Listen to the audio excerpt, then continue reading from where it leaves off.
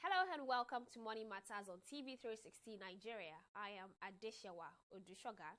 The Central Bank of Nigeria have just increased the cash reserve ratio from 22.5% to 27.5%. This was the outcome of the two-day Monetary Policy Committee meeting held in Abuja. The governor of the Apex Bank, Godwin Emefiele, says the committee agreed to increase the cash reserve ratio in order to mop up the excess liquidity in the banking sector.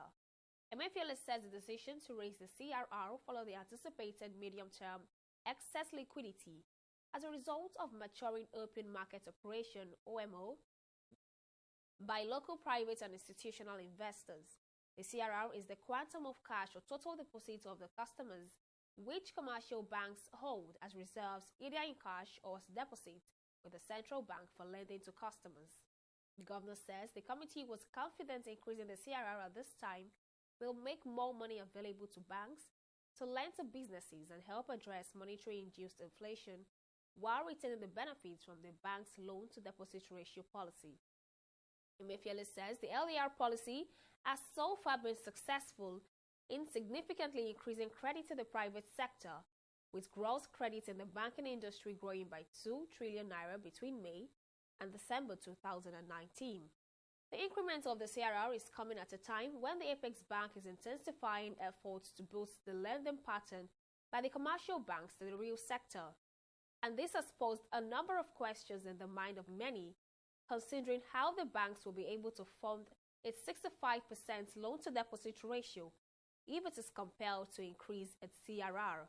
While addressing this, the CBN governor has this to say. We'll all recall that in January 2017, inflation peaked at 18.7%. And the monetary policy, realizing that price and monetary stability remains its core mandate, certainly could not sit idle and allow inflation to continue to rise, particularly above 12%, inflation rate where we think it is growth retarding.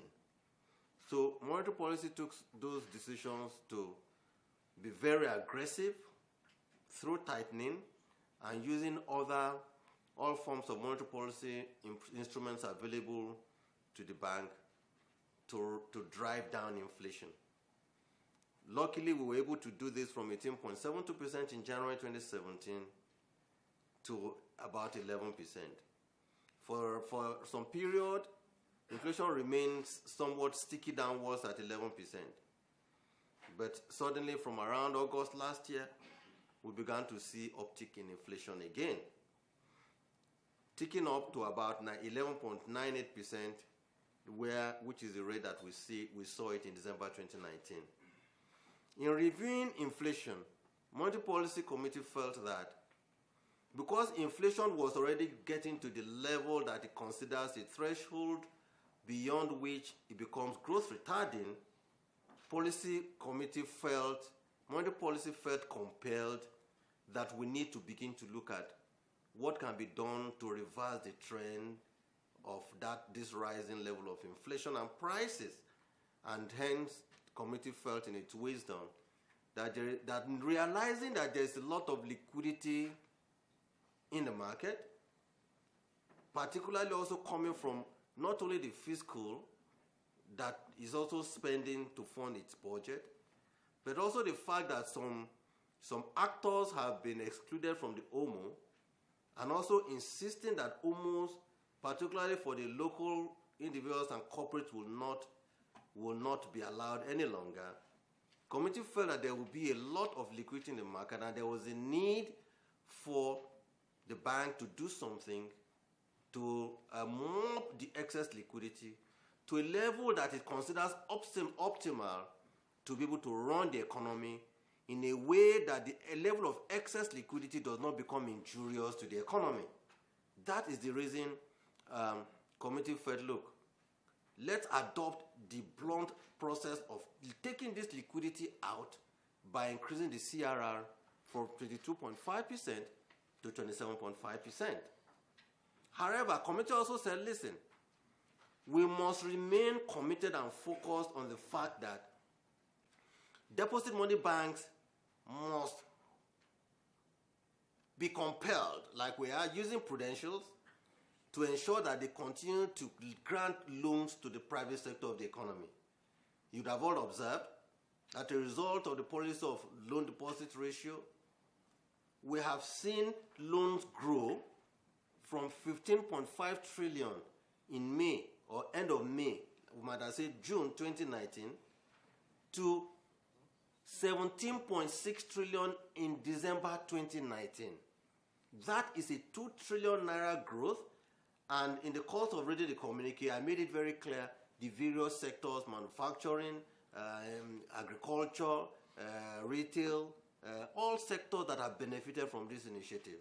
And committee felt that, yes, whereas we're trying to remove the excess liquidity from the market so as to operate within an optimal level of liquidity that is needed for the economy, that the CBN should continue to push on the loan deposit ratio, since that was already giving us the kind of results that we expect. We'll now go on a short break now, and when we come back, I'll be discussing with my guests on the program. Don't go away. Corruption not in my country.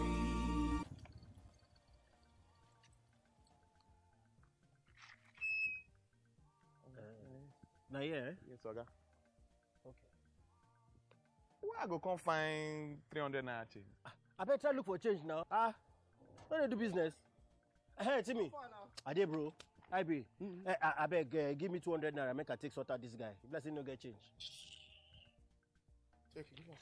I said 200. Give her 100 naira. Yeah. Okay, I agree to pay 200. How much you think they carry people from that place we carry the chair? Oga. No, they touch me. Now 100 naira. He agreed to pay. Because that was what you said was the fair. Why you not go pay you? Why you they extort your customer? You see this corruption. What would they hear for news? They see for people everywhere. Now be this so. This is corruption, not in our country. Corruption not in my country. Stop corruption now.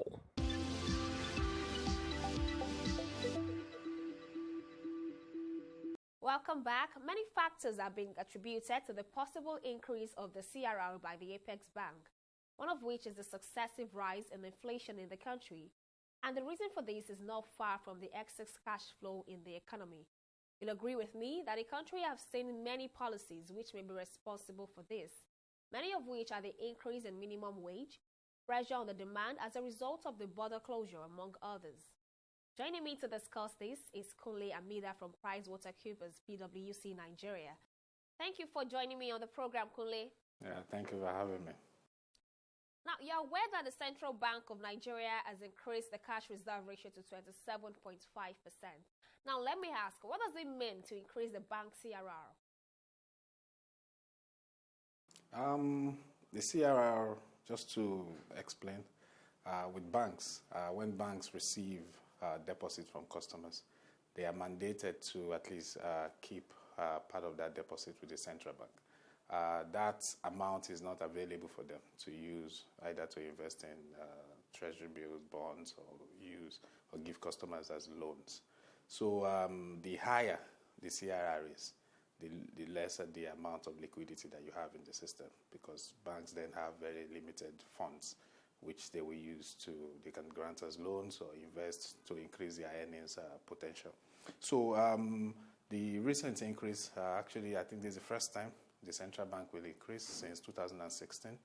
And the implication is, or maybe we'll start from the reason given by the MPC. The belief is that currently the liquidity in the system is very high, and is high because of the certain decisions that the central bank took maybe few months ago. In 2019 October, I think, the loan to deposit ratio was increased to about 65%. And with most banks, with the raise, making sure that it meets the requirements of the central banks, it means that their access to credit has increased. And also, the recent ban on open market operation for companies and individuals to invest in OMO securities, that also contributes to the excess liquidity that we have in the system. So the belief is that CBN and the impact of that excess liquidity can be seen actually with the recent increase in inflation, and that has prompted the central bank to come up with this directive of increasing the CRR.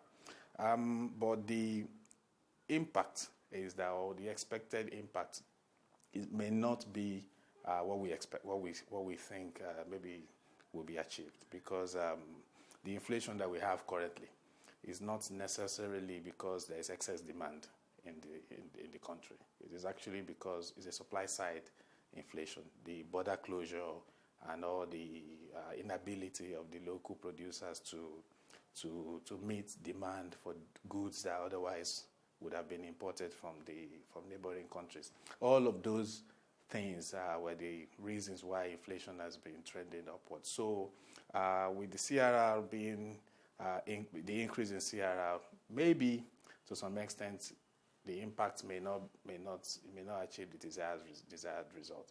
But if we take a deep dive into the current situation in the country, banks currently, the effective CRR, I believe, is about 29.4%, which is still higher than the 27.5% where the central bank expects them to be. So what that implies is that if the central bank decides to allow banks to use the existing credit or the excess reserve that they have against these requirements, that the threshold that has just been set, that means there will be no impact on a lot of things, because the banks effectively, they've already they are above that threshold. But if they decide not to, because from what they did in 2016, they actually did not allow banks to use the credits that exist. They forced them to at least deposit more money with the central bank. So if that is done in this case, the implication will be that we expect lending rates to go up, and maybe it will be counterintuitive, and the impact may not be in line with what the central bank has communicated previously. Okay, the move to increase the CRR is coming at a time when the bank is intensifying efforts to increase lending to the real sector. Tell me, what impact does this have on the LDR? I mean, the loan to deposit ratio now. Literally, I think that should be the direct implication. But like I said, the banks effectively, the reserve that they have is above 27.5%. If they are forced to do that, to at least deposit more money with the central bank to meet, and that's, I think, from the analysis that I've seen so far, that will increase the effective cash reserve to about 34.4%. What that means is, obviously there will be maybe not too much money available as it used to, because I think the implication of this will take out about 800 billion away from what banks would have otherwise had access to grants as credit. With the expectation that at some point in 2020, the loan to deposit ratio will be increased to about 70%. What the CBN intends to achieve is to ensure that at least the real sector have access to the credit that they need, that we really need to grow the economy. The GDP growth is still below population growth, so there's a need for access to businesses to have increased access to credit. And we've seen that recently. I think a few weeks ago, GT Bank came up with the announcement that their quick credit will now be available to all GT Bank customers, and the rate was even reduced to about 1.33% per month. So what that implies is that without it's going to somewhat literally impact it, but maybe we need to wait to see how the CBN will enforce this. If they allow banks to use the excess credit they already have, then the implication may not be significant. All right, Kunle, you agree with me that there's a formula that states that the higher the cash reserve ratio, the lower the liquidity, and vice versa. Now, how applicable is this in the Nigerian parlance, considering the fact that the liquidity is high and so is the CRR? Obviously, as CRR goes up, what it means is that banks have very little flexibility with the amount of cash they can use for other purposes. And the point in Nigeria now is that the CBN is deploying two things. One is the increase in CRR, which restricts their ability to the amount of the pool of cash they have, and also the increase in loan to deposit ratio.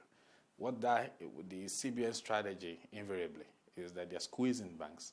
They are reducing the amount of money that banks have to deploy to treasury bills and those other things. So the cash that every deposit they get will either be used for loans or to meet CRR requirement. And just looking at doing a deep dive into that, it becomes the impact will be more on the earnings of the banks, because with banks not being able to trade treasury bills and bonds as they would have loved to, maybe the earnings potential of the banking industry may be slightly depressed. The outlook may not be as great as it used to be, but we also need to see how that pans out. And when you look at it with the loan to deposit ratio, maybe the impact on earnings with all of this may be diluted if banks are able to manage the quality of loans that they give customers. They manage it very well, and the default rate is kept at a very reasonable rate. Now, the inflation in the country is rising. How will an increase in the cash reserve ratio control the inflation rate? Like we've said, the objective is to control inflation. But the reason we have the inflation is not necessarily because it's not because of excess liquidity. Maybe it's part of it. But the main reason we have this inflationary pressure is because, one, border closure. That's a major reason. And without the local producers being able to meet the demand for these essential commodities that Nigerians demand, it becomes normally it's just natural for prices to go up. And it is quite difficult, and it takes a much longer time to solve such problems because you don't just build the factories in one day, and you don't also just identify or develop the potential of the companies that will produce those substitutes in one day. So while this probably will solve part of the inflation issues or challenges that we face, I believe maybe to some extent it won't eradicate everything until those policies of the government are addressed around border closures and how we empower local companies in the country. Now, let's talk about commercial banks now. We've seen that they've been pressurized over the months to meet the 65% loan-to-deposit ratio policy of the CBN. What effects does this have on their performance? The impact is probably maybe the outlook, earnings outlook may not be as strong, but beyond, but the flip side, because we can't just conclude that the outlook is not as buoyant as it used to be, but it also depends on the bank's ability to generate quality credit. So if the banks are required to meet a loan to deposit target of 65%, there are a couple of banks they are already above 65% as we speak, and what that means is that the quality of the credit that they have in their books matter. So if they are able to give quality loans to customers and recover that cash, then their returns will still be good. maybe not as risk-free as they used to have with government securities. Now they need to, maybe their cost profile will increase because they need to deploy more resources to at least manage the loans and make sure they are properly tracked and repayment is in line with the agreed terms. So on the cost side, maybe cost will go up. Revenue side, maybe the potential may go down a bit. Invariably, if you look at it, the outlook may not be good. Not bad, but at least maybe somewhat moderated. Okay, Kunle, the central bank have been introducing series of policies over time. How would you assess the performance of the CBN since the beginning of this administration? They are trying to drive growth, really. Since the recession, we've struggled to achieve very, very strong growth as a country. The last GDP figures, I think, were about 2.28%. It's not strong for a country like Nigeria, given the size, the population, the median age that we have, the population growth rate, the amount of potential and resources that we have. So the CBN, they're just trying to boost the real sector. And the essence of all these policies is to ensure that the capital or credit is available to the sectors or areas of the economy where they are needed the most. So it's good for the economy.